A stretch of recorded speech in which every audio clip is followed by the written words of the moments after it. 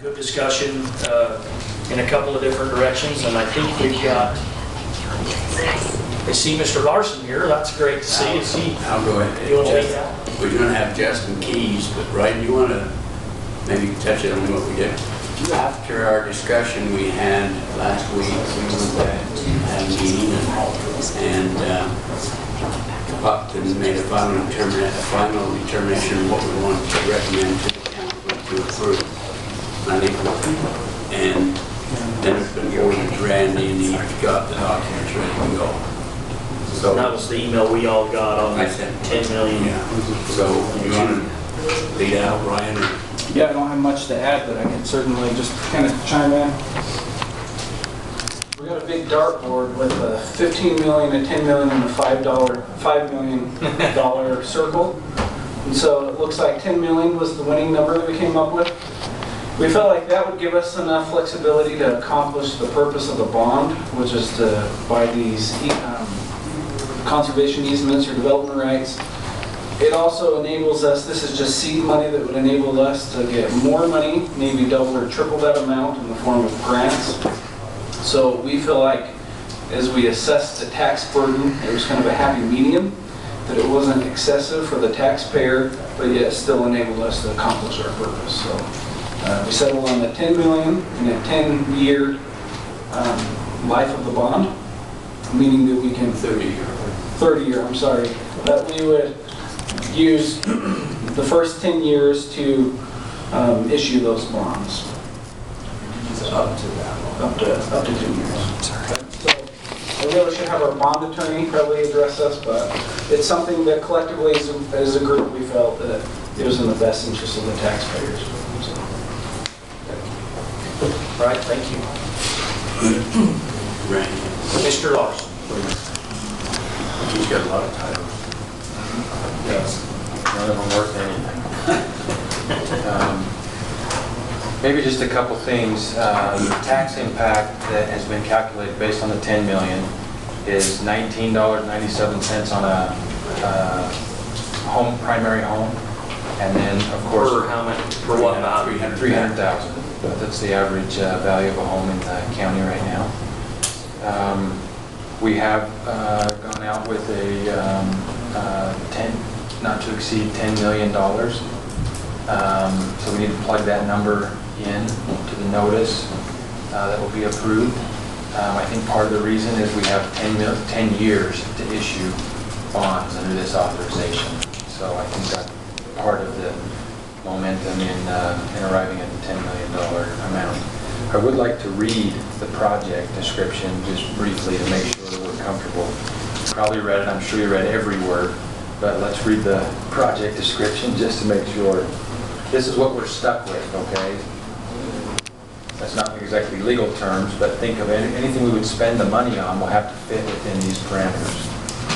So the purpose is to finance all or a portion of the cost to acquire, preserve, or protect the permanent protection of open space within the county, using all available land preservation tools, including but not limited to acquisition of land, development rights, conservation easements, maintenance of use agreements, or related operation maintenance or startup expenses, ensuring the permanent protection of open space within the county, and paying cost of issuance of the bond. Any questions on that project? I'm just curious, what would the total cost of the bond be over 30 years? What would we end up paying back? It was 10 million, with all the interest and everything at 4.something%. What would you have that figure? I don't have that figure with me. It would depend on when you issued the tranches. David Robertson has that all calculated. He's not here. Okay, so we'd have 10 years to issue it, and then the clock starts ticking from day one, so that would mean 20 years from the last day of 10. 30 years. 30 years completely. Right. Well, actually, whenever you issued, you'd have 30 years to amortize from that. Yeah.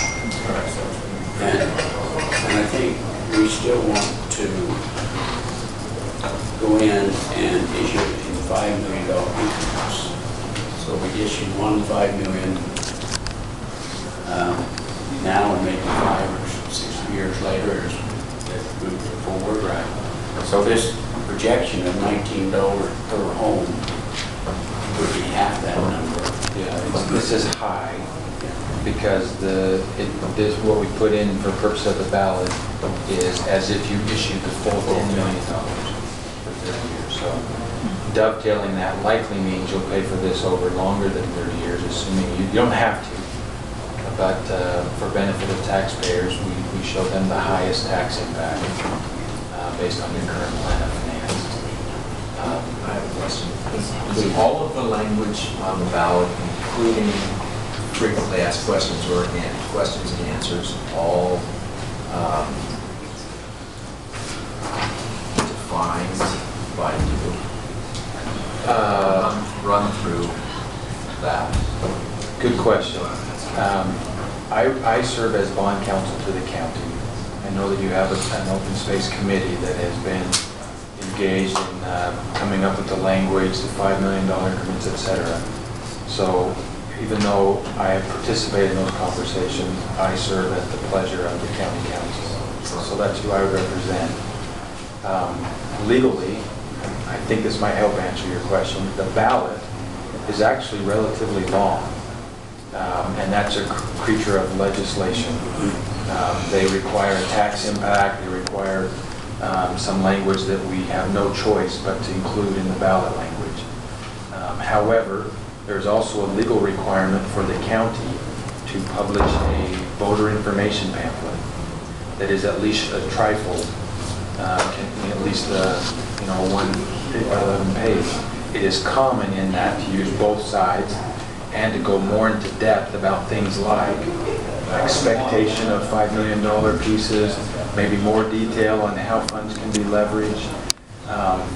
The difference in the voter information pamphlet is that is an information pamphlet based upon current expectations. What is in the ballot is like a binding contract. Does that help answer that question?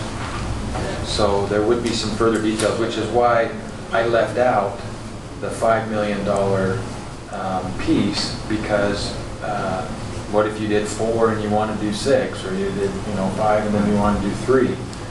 If it was in the ballot 5 and 5, you'd be stuck with that. But the voter information pamphlet could describe your intention. Okay. Sounds like the language is pretty descriptive as far as leaving it pretty wide open to do quite a few different things. There's one word in there that I flagged. I think Brent and I talked about it a little bit. We use the term permanent protection. Right now, leaving that in means that any tool that the bond proceeds were used for would have to create a permanent protection rather than a 30-year, 50-year, whatever it may be. So that was the one piece I was going to ask the council is at your discretion, I could remove permanent, give you a little more flexibility. But right now, we leave in permanent just to make sure that this money would be used for permanent open space protection. I think we want to leave it now. Yep. Sounds good. Any other thoughts on that? How much, the one you sent to us yesterday, how much does it change from the one we had last week, or last meeting? I mean, the blanks are still there, because they got to be filled. Yeah, but I think David is and Randy's corrected then put the blanks in. It probably hasn't changed a lot. The one you sent to us still has the blanks. I added, we left blanks because we weren't sure there would be 10 or 15 million. So we plugged in the $10 million maximum amount. The tax impact tracks that, so that blank is filled in. We put in the hearing date, which will be in September 19th. We put in the canvassing date, which has already been set. So there were some statutory blanks. I wouldn't find those substantive to the resolution as much as administrative, and making sure we comply with statutory dates on the piece. The one substantive piece I mentioned was the 10 million. The other one is I did fiddle with the language to make sure that we are financing all or a portion of the costs. I just put that in front of preserving open space, because bond proceeds are intended to be spent on capital projects, and so I just made that more clear. But again, those are the only tweaks that we've made to the resolution you saw before. So going through then on page 2, that bank would be 10 million Yes, of its general obligation bonds. correct. Page 3, in the event of a proposition, the last principal of not more than, is that also 10 million? Correct.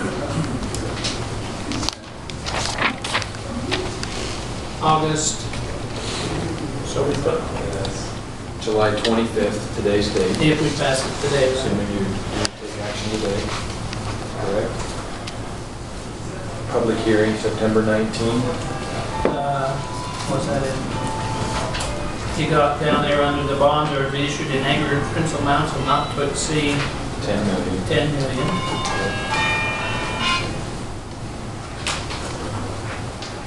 Dated this, we'd have to change the date everywhere. Yeah. Easily done. Okay, over on page 8, bonds will be required over a period of 21 years in the estimated, should that be changed to 30? It is, it has been. So that's 30 years. Estimated amount of $19.97. 1997 per year on a $30,000, $300,000. $300,000 residence. So that amount is on the whole 10 million. Yes. Right. So when you issue, if they issued the first one at 5 million, it technically would be half that amount. Correct. And those numbers are based on today's population as well. Yeah, so they'll change as our Spread the burden of this. taxable value goes up. Correct. Okay, and the estimated amount of, $36.30 on the business property at the same time. okay. Voting in a special bond election may be done by absentee ballot, so we beginning October, whatever. County running the elections. Notice is given that on blank, November, election day. election day. Oh, Wednesday, November 14th is the canvass date. That's when the county, that's when you'll meet as a council to canvass all of the election results in addition to the. Oh, this is the canvas day.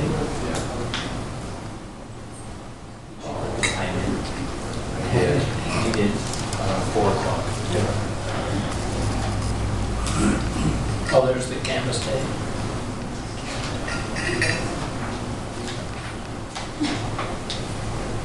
Okay, Okay, any further questions on this?